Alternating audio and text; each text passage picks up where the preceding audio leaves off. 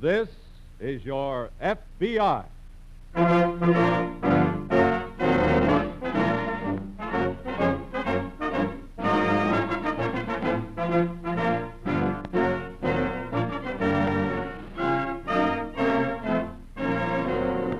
This is your FBI, an official broadcast from the files of the Federal Bureau of Investigation, presented as a public service by the Equitable Life Assurance Society of the United States.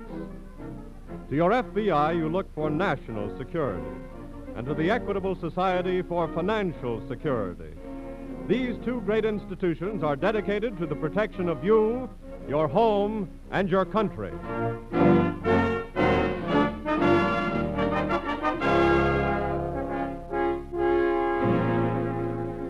Tonight, the story of a crime against society, the confidence game.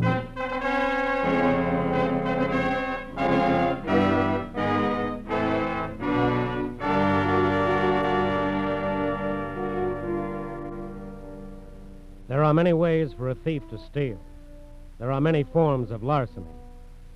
They range from the simplest stick-up to the involved manipulations of a big-time swindle. This present war period has created a fertile field for the swindler. Increased salaries, increased employment set up a ready market for his get-rich-quick activities. On May 22, 1934, Congress, by passing the National Stolen Property Act, put into the hands of the FBI an effective weapon against confidence men. In spite of this, however, swindlers still pursue their losing game. Their drama is an old one, and it's worked with little variation. Its first act might begin as this one does, in the office of a respectable businessman. He is greeting a visitor. Sit down, Mr. Perry. Thank you, sir. Thank you. Well, warm enough for you? I should say so. Phew. You know, I thought they called this the Windy City. I haven't even felt a breeze since I've been here. Why don't you take off your coat? Well, sir, now, I don't mind if I do. There. Oh, I feel better already. How long are you planning to be here in Chicago, Mr. Perry? Just long enough to complete my business with you. You mean you came here just for that? Exactly. Well... As I told you in my letter, Mr. Mitchell, this is a really big proposition. Yes, it must be. You're coming on here from New York. Suppose I give you some of the details. Yes, I wish you would. Well, as you know, I'm the American representative of British Farm Equipment Limited. Yes? Our headquarters, of course, are in London. Oh, I know the firm. My principals asked me to contact you and find out just how much interest you might have in working along with us on a very ambitious post-war program. Here in the States? Yes. Confidentially, we plan to open a factory here as soon as possible. I see. And we'd like you to take charge of the plant. Me? Me take charge? That's right, sir. But why should you be interested in me? Well, we made a complete survey of all men in the farm equipment field. It should flatter you to know, Mr. Mitchell, that your name came out at the very top of the list. You don't say.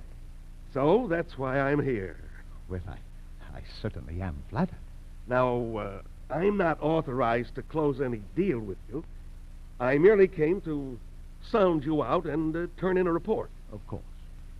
What can I tell the Home Office, Mr. Mitchell? Are you interested? Yes, very interested. Good. Sir Richard Barton, our financial director, is arriving in this country in the next few weeks. Yes? He'll undoubtedly want to get together with you. Can I cable and say that you're willing to talk to him? Of course. Thank you, sir. Well, this has been a very satisfying visit.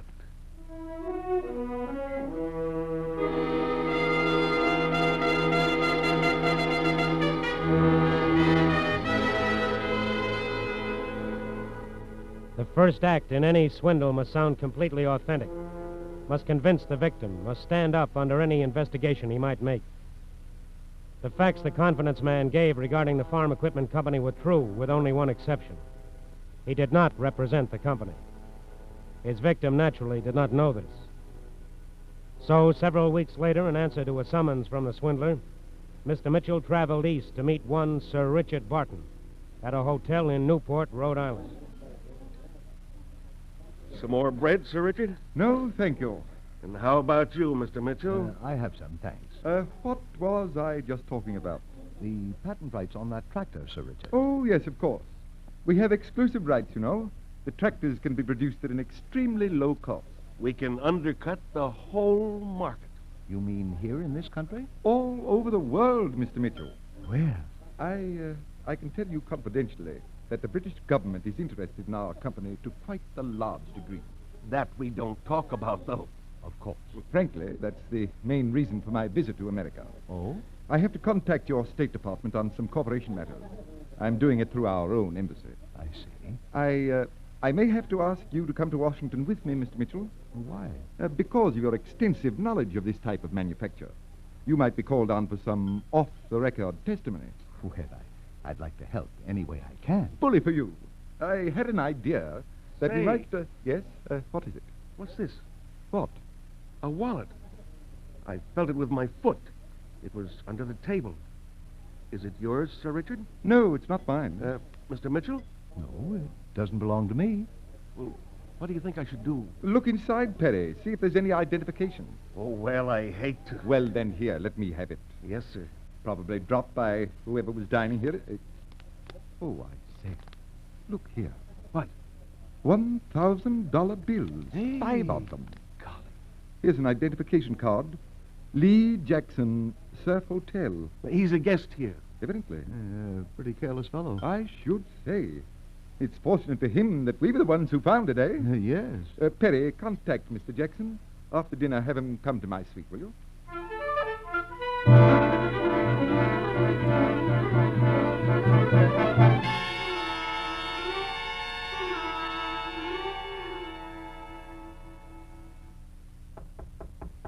Oh, answer that, will you, Perry? Yes, sir. Another drink, Mr. Mitchell? Not right now, thanks. Then I think I'll have one. Yes? My name is Jackson. Lee Jackson. Oh, You told me at the desk somebody up here found my wallet. that's right. That's right. Come in. Thanks. This is the man who lost the wallet. Oh, how are you, sir? Okay, You're Mr. Jackson? that's right. Well, I have your wallet here. I think for obvious reasons you should identify its contents. Sure. Will you check the items, Mr. Mitchell? Oh, yes, of course. 5 $1,000 bills. Mm-hmm. Some money order receipts. 3, I think. That's right. An Elks card and address book. 2 letters and a racetrack badge in my name. I think that's all. Does that tally, Mr. Mitchell? Yes, it does. Very well. Let him have the wallet. Thanks. Well, you're a very fortunate man, Mr. Jackson. Don't I know it? I'd like to do something for all you. Oh, that isn't necessary. Look, take this grand and cut it up between you. Oh, thank you, Mr. Jackson, but we're really not interested. Definitely not. Right, Mr. Mitchell? Of course. Well, I got another idea. Yes? This you can't beef about. Look, I'm around racetracks, what you call a betting commissioner. Yes? I'll take this grand and put it on a horse for you. The right kind of a horse. Please, Mr. If Jackson. he wins, we cut up the profits. Now, what's wrong with that? Well, How about it?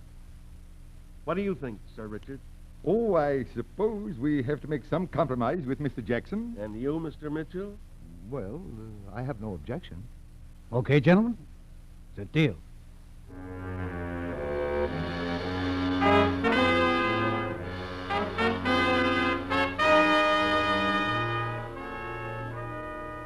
Act 2 of the swindle is always the build-up. The victim is let in on the ground floor, is given something for nothing, usually in great abundance. Mr. Jackson, the latest addition to the rapidly growing confidence ring, returned to the hotel suite the following evening. Returned with a $3,000 profit. His confederate suggested that the money be bet again.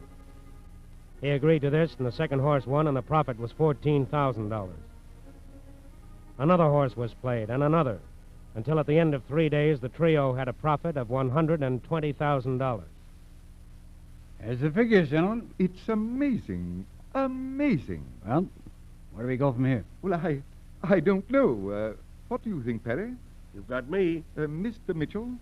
$120,000 is a lot of money. Yes, indeed. That's $30,000 apiece. I know, Mr. Mitchell. Can I put in my 2 cents worth? Oh, by all means, Jackson. Please do. These horses I've been playing weren't exactly stiffs. Naturally, I had to have information. Of course. And I can just about guarantee you that the information is going to continue. Really?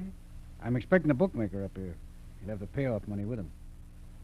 Meantime, do a little thinking for a minute and see whether you want to take one more stab.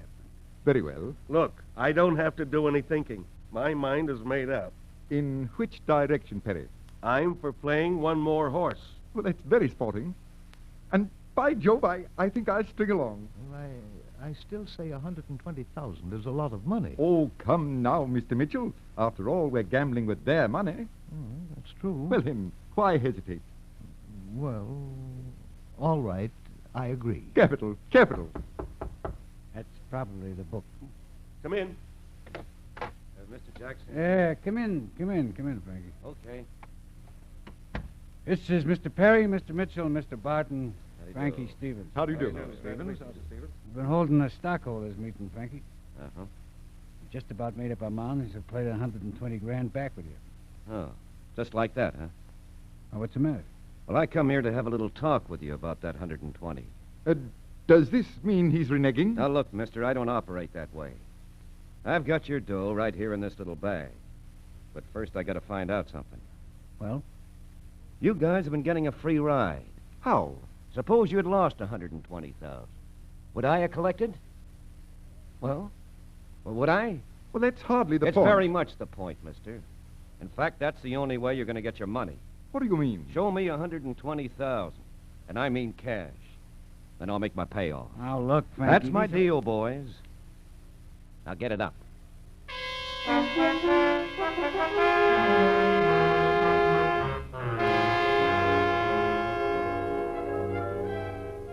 After the fourth member of the confidence ring, the bookmaker, had departed from the hotel suite, a conference was held.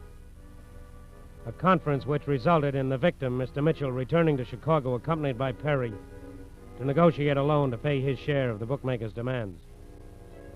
Now the second act of the swindle has been completed. The victim is primed for the kill. Obtaining $30,000, $30,000 in cash, Mitchell and Perry return to Newport. Return to the Surf Hotel. Return for the final act. Now, let me see. You've given me your 30,000, Perry. That's right. I have a draft here for 60,000, which was sent to me from New York. I'm putting up Mr. Jackson's share, you know. Yes. And you have your money, Mr. Mitchell? Yes, right here. Splendid. Let me have it, please. What for? Perry has agreed to go to the bookmaker's establishment. He'll show him our capital and collect our profits. Oh, very well. What about the bet? How's that? I thought we agreed that we're going to take a stab at one more horse. Oh, of course, Mr. Jackson. Of course. It completely slipped my mind. Perry will still have to bring the dough to the book. Well, how much are we betting? Our winnings? We don't touch any of this money that we're putting up. This credit money? Of course not, Mr. Mitchell. What's the horse, Jackson? Oh, yeah, here. I wrote it out in a slip. You play him to place. Is that for second? Yes. What's the name of the horse? Why? Well, shouldn't we know who we're betting on? Do you know who we were betting on before? Do you know what horses put us 120 G's ahead? No. Jackson's right, Mr. Mitchell. He has more than established his honesty to date. Let me have the money. Very well. Here you are, Perry. I'd better be getting over there. We'll wait for you here. Good luck, old boy, and good hunting.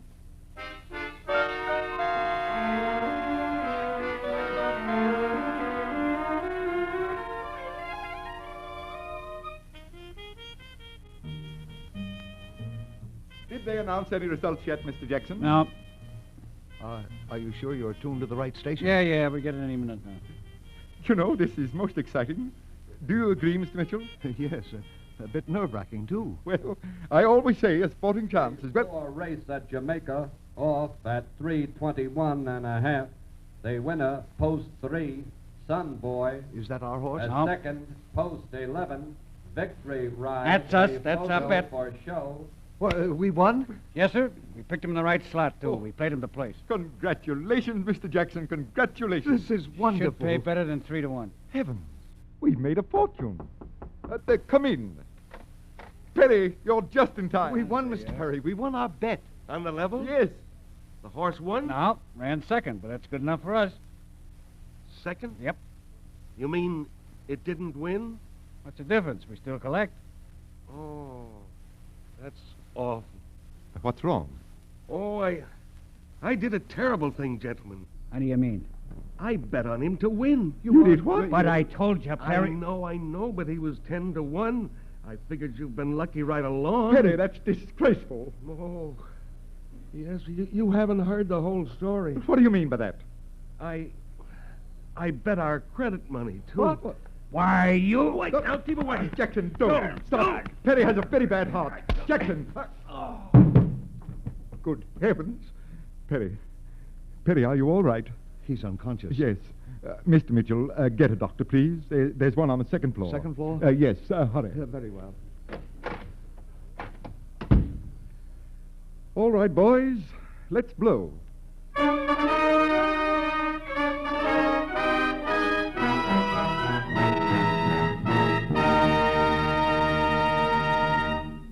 We momentarily close the Federal Bureau of Investigation file on the confidence ring. We'll return to this case in just a moment.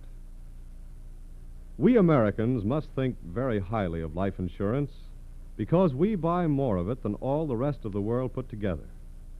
70% of the life insurance now in force on this globe is owned by citizens of the United States. All of which goes to prove that we Americans believe in self-help and self-reliance, believe in watching out for our futures, believe in educating our own children and in taking care of our families. Of the large number of Americans who feel that way, 3,200,000 have joined forces as members of the Equitable Life Assurance Society of the United States. Please take particular note of that word society in the Equitable's name. It means that the Equitable is not a profit-making enterprise, has no stockholders, is entirely owned by its members, that is to say, by its policyholders. Dollars entrusted to the Equitable Society to build security for its members are put to work in ways that benefit the whole country, or invested in homes, farming, and in scores of the key industries on which our national security and prosperity depend. By serving its members, the Equitable Society serves America. And now, back to the file on the confidence ring.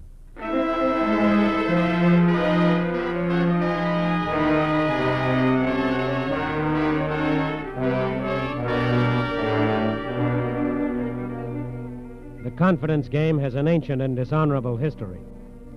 Its existence can be traced back to the very beginning of time. Through the years, through the centuries, the pattern has varied, but one element has always remained: the gullible victim. Mr. Mitchell returned to the hotel suite in Newport, Rhode Island, to find that his erstwhile companions had disappeared along with his $30,000. Stunned and bewildered, he returned to his home in Chicago. After a lapse of several days, after carefully thinking out his entire adventure, he decided to tell the whole story to agents of the FBI. When I finally located the doctor, I brought him right to the suite. To my amazement, I discovered that everyone was gone. Including the men who'd been assaulted. Yes, sir. What did you do then, Mr. Mitchell? Well, to tell you the truth, I was too mixed up to do much of anything. Did you inquire for them at the hotel desk, see if they'd checked out? Eventually, yes. They hadn't paid their bills. They'd just left the suite and never returned. I see. I wound up paying for it myself. Now, this money you gave them, the $30,000, what were the denominations of the bills? 20s, 50s, and 100s. Did you by any chance keep a record of the serial numbers? No, I regret to say I didn't. You see, at the time I just didn't suspect. I understand. How did this man who called himself Perry first contact you? He wrote to me from New York. Did you keep the letter by any chance? Yes, I have it on file in my office. We'd like to see it. Surely. How accurately do you think you could describe these men? Oh, quite well. I'm sure of that. Then suppose you give us the descriptions. We'll send them to Washington, have them checked in the general appearance file.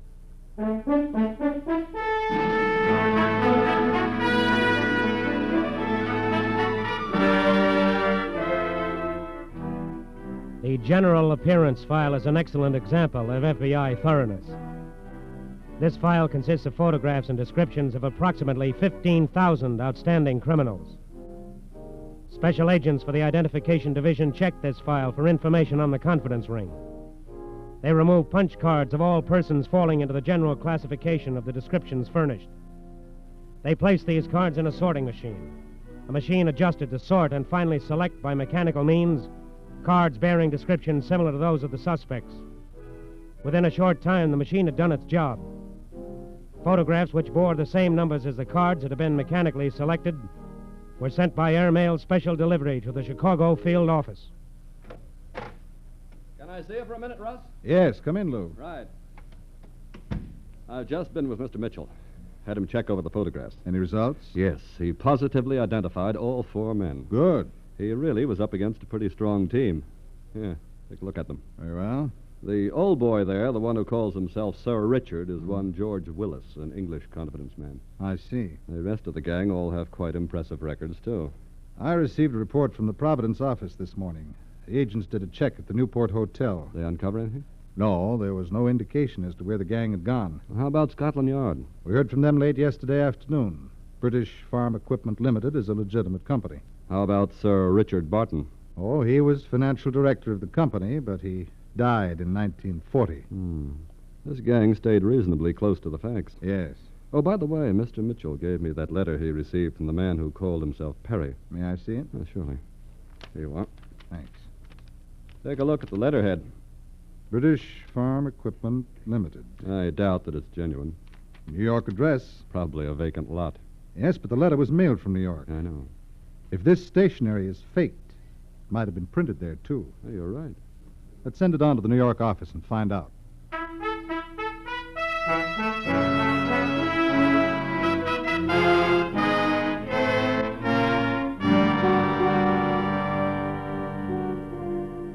A slender lead, a letterhead. A letterhead that might have been set up in any print shop in the country. But the letter had been mailed from New York, so agents in that city were given the assignment of checking with every print and stationery shop in the 5 boroughs. It was a slow job, a tedious job, a seemingly endless job, but a job that finally brought results. Lou, Yes, Russ. a teletype just came in from New York. Oh, on the Mitchell case? Yes. What's the story? That letterhead really paid off. How do you mean? Well, first of all, they checked the address. You were right on that. It was a vacant lot. Well, that figured. But checking on the print shops really uncovered something. They picked the men up? No, it wasn't that strong. But they did find the printer who'd done the job. He said it was for a man named Phil Renville. He lived in a midtown hotel. I see. The agents went to the hotel, contacted the manager, and found that Renville had checked out just this morning. What a break. Judging by his description, Renville is really Mr. Perry. The hotel manager also revealed that 3 other men had shared a suite with him. Then they're all still together? It would appear that way, yes. Any idea where they went? I believe we have. Good. The hotel manager recalled that Renville had done some business with the transportation desk. So the agent checked there and found that Renville had bought 4 railroad tickets. Well, we'd better have that train covered. We don't have to. Why not? We're going to cover it ourselves. What? Sir Richard and company are aboard the 20th Century. They're due in Chicago here tomorrow morning.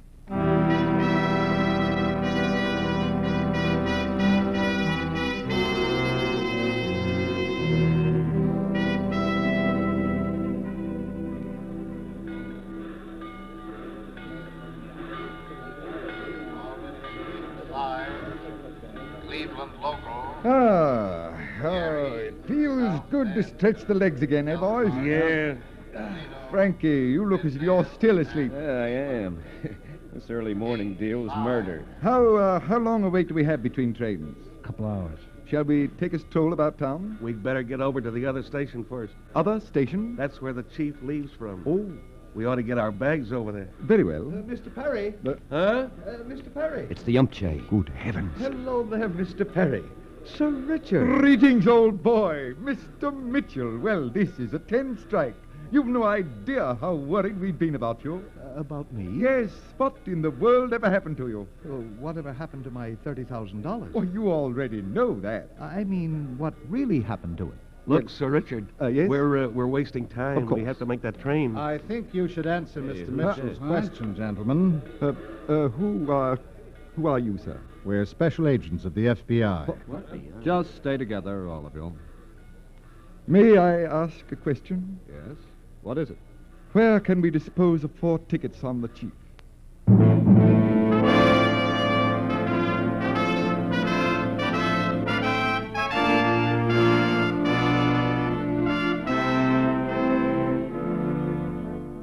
The Swindler's drama is an old one, and it's worked with little variation. It's 3 acts of the meeting, the build-up, and the payoff. But since 1934, since the passage of the National Stolen Property Act, the FBI has been able to add a convincing finish. A finish that was not in the Swindler's script. This finish is apprehension and arrest. Confidence men, as well as all criminals, are a blot on the American way of life. Special agents of the FBI will continue to ferret out these individuals, and with cooperation of the public and law enforcement agencies, bring them to justice.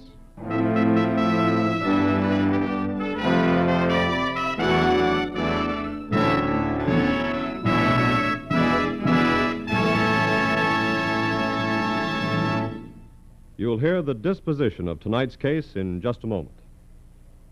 Will you join the Equitable Society in a salute? A salute to a man so familiar to you that you tend to forget how important his wartime services are. A salute to the hard-working merchant who runs your corner store. Yes, your butcher, grocer, druggist, and the other small but important businessmen on America's main streets deserve an overwhelming vote of thanks. In spite of shortages, point rationing, and manpower difficulties, they're still doing business at the same old stand, still proving that in a land of opportunity, the right kind of men can always get ahead. The Equitable Life Assurance Society of the United States is proud of its many associations with these typically American institutions. And we firmly believe that the millions of dollars of Equitable Society funds that help finance business may truly be called investments in victory, just as are the other equitable millions that have gone into war bonds and war industries.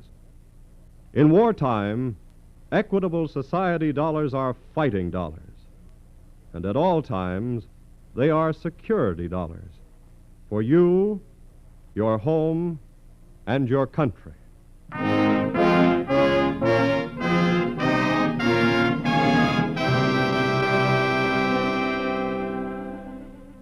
In tonight's case, a federal grand jury convening in Boston indicted Barton, Perry, Jackson, and Stevens. They were tried, found guilty, and sentenced to 8 years in a federal penitentiary.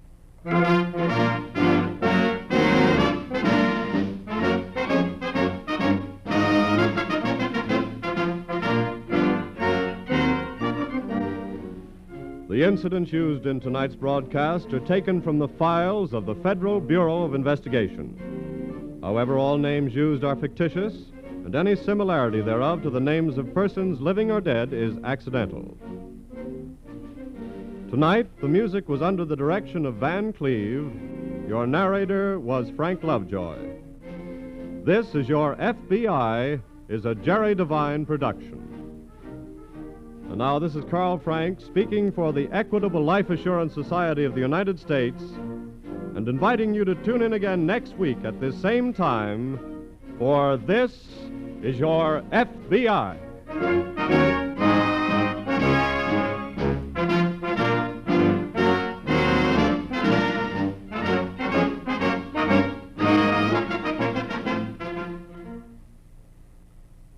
This is Infantry Day. A day dedicated to the doughboy, the foot slogger, the indispensable soldier who storms enemy beaches, knocks out pillboxes, meets the foe face to face and hand to hand. No war was ever won without infantry, and no infantry ever surpassed the heroic American troops we honor now. But remember, they can't reload their weapons with words of praise. So be practical about Infantry Day. Cheer G.I. Joe and his leaders by giving them ample material aid for the tremendous task ahead. On Infantry Day and every day, buy war bonds in the 7th War Loan Drive. This is the American Broadcasting Company.